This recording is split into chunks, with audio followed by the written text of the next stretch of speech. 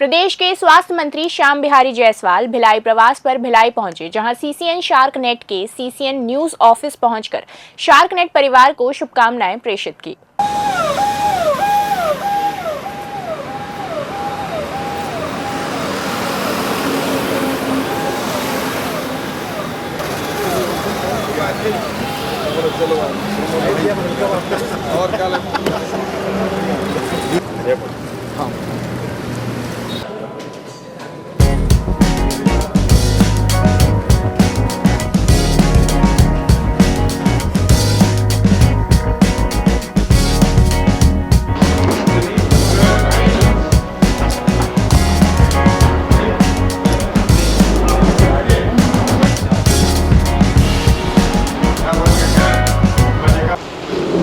आज का दिन बड़ा शुभ है। हमारे आग्रह पर प्रदेश के स्वास्थ्य मंत्री श्याम बिहारी जायसवाल जी आज हमारे स्टूडियो में पहुंचे हैं। बहुत बहुत स्वागत है सर आपका। जी, आपके पूरे सीसीएन शार्क परिवार का बहुत बहुत धन्यवाद जी। और बहुत खुशी हुई आपके स्टूडियो में आकर। जी सर, हमारा कंट्रोल रूम भी है सर, आइए कंट्रोल रूम है हमारा, यहाँ से पूरा टेलीकास्ट होता है। आगे सर जानकारी दें। वाकई में जो आपका टेक्निकल पूरा विंग है, इधर में पूरे इलेक्ट्रिकल और वो सब टेक्नोलॉजी आपके रखे हुए हैं सर। हमारा चैनल पूरे प्रदेश कवर करता है। चैनल्स के सिस्टम जी, ये सभी प्रकार के चैनल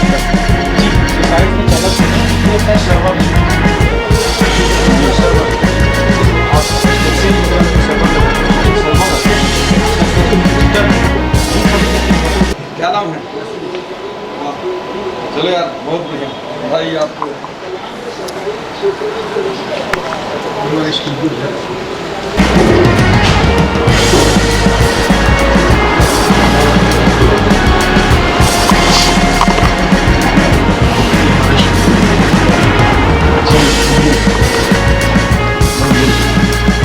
बात ये दौर जो रही है, संघर्ष का दौर, उस समय कैसे देखते हैं आप संघर्ष को?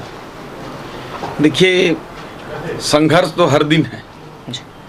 शुरू में भी संघर्ष था, आज भी संघर्ष है। और मुझे लगता है कि हर प्रोफेशन में हर दिन हर मिनट एक संघर्ष और चुनौती है।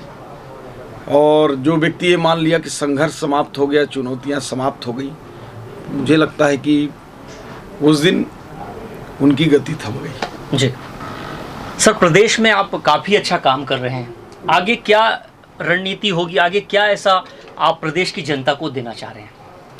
देखिए, मेरा एक ही सिंगल काम है। माननीय मुख्यमंत्री जी ने मुझे स्वास्थ्य विभाग का जिम्मा दिया है।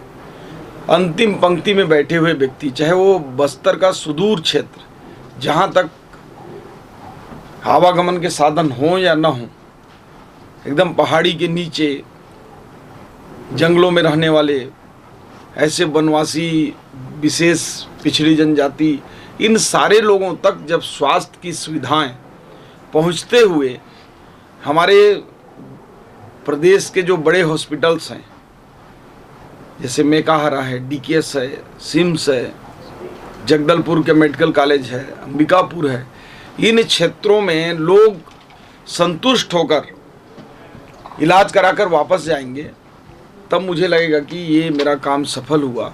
और मेरा एक सूत्री कार्यक्रम रहेगा, स्वास्थ्य व्यवस्थाओं को आम जनता तक बेहतर ढंग से पहुंचाना। मैं अपने तमाम मीडिया कर्मियों की ओर से एक सवाल आपसे पूछना चाह रहा था। जैसा कि आपने एक आदेश जारी किया है कि मीडिया हॉस्पिटल के अंदर अब अलाउड नहीं है, तो इससे बहुत सारी तकलीफें हो रही सर, बहुत सारी चीज़ें ऐसी हैं जो निकलकर सामने नहीं आ पा रही है। नहीं, देखिए, उसको पूरे ढंग से परिभाषित शायद मैं नहीं कर पाया या फिर आप लोग नहीं समझ पाए जी। क्योंकि हमें ना सर वो वहाँ पे आदेश की कॉपी दिखा दी जाती है। नहीं, उसमें ऐसा नहीं है जी। चूँकि माननीय सुप्रीम कोर्ट का भी ये निर्णय है कि किसी भी व्यक्ति के व्यक्तिगत लाइफ को हम नहीं दिखा सकते जी। कई व्यक्ति गंभीर स्थिति में बीमार होते हैं हॉस्पिटल में, कई के सर्जिकल केस हुए रहते हैं जी। तो ये कानूनी ढंग से भी और मानवीय दृष्टिकोण से भी हम इसको नहीं कर सकते हैं। इसलिए वो आदेश है केवल जो ट्रीटमेंट हो रहा है या ऑपरेशन हो रहा है या मान लीजिए भर्ती हैं, जी तो भर्ती हैं तो उस स्थिति में कई स्थिति में होते हैं। जी अभी मान लीजिए मेरा ये लोग ये चेहरा देख रहे हैं, जी ये स्थिति देख रहे हैं, जी और हॉस्पिटल में दूसरी स्थिति होती है, तो उसके लिए कोई मना नहीं है।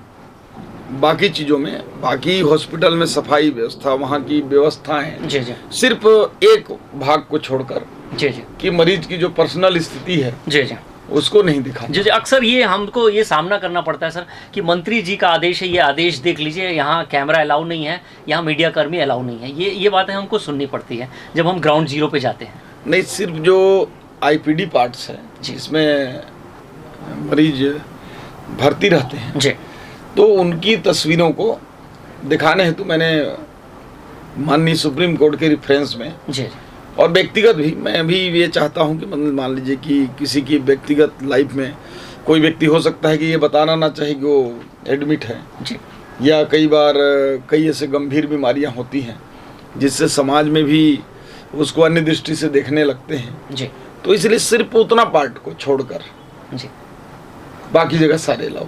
जी धन्यवाद सर, ये बहुत अच्छी जानकारी आपने हमें साझा की। सर, हमारा जो सीसीएन न्यूज़ परिवार है ये हमेशा लोगों के मुद्दों को उठाने का काम करती है। तो एक निवेदन मैं जनहित के मुद्दों पे करना चाहूँगा आपसे कि सरकार जब दवाइयाँ मुफ्त दे रही है, इलाज मुफ्त चल रहा है, तो जब हम सरकारी अस्पताल में जब पहुँचते हैं तो वहाँ पे पार्किंग शुल्क जो है वो लिया जाता है और कई बार इस विवाद भी सामने आ जाता है। देखिए, उसका दो कारण है। जी पहला कारण तो सबसे बड़ा चीज़ ये है कि जिम्मेदारी।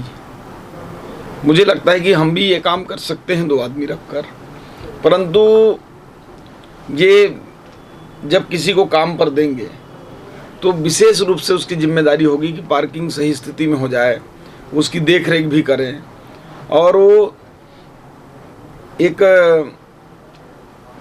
पूरे उस समय तक का, जब तक कि वो व्यक्ति वापस नहीं आए तब तक उसकी जिम्मेदारी भी बन जाती है। जी तो ये काम कर सकते हैं, और बहुत नॉमिनल शुल्क सभी जगह है जिससे कुछ लोगों को रोजगार भी मिल जाते हैं। और ये सरकार इसका ना ठेका करती है ना उसका पैसा लेती है, वो वहाँ की जो स्थानीय समिति है हॉस्पिटल की, जी वो लोग इसको करते हैं। और अभी तक ऐसे किसी भी व्यक्ति के द्वारा अभी तक प्रदेश में किसी प्रकार की इसमें आपत्ति या शिकायत नहीं हुई है। जी और अगर कहीं ऐसा आएगा तो उस पर विचार भी करेंगे। जी आखिरी सवाल सर, हमारे जो संस्थान आप चैनल पहुँचे, कैसा लगा हम चैनल पहुँचने के बाद? चूँकि इसके उद्घाटन में भी मुझे आना था। जी जी बिल्कुल बिल्कुल। लेकिन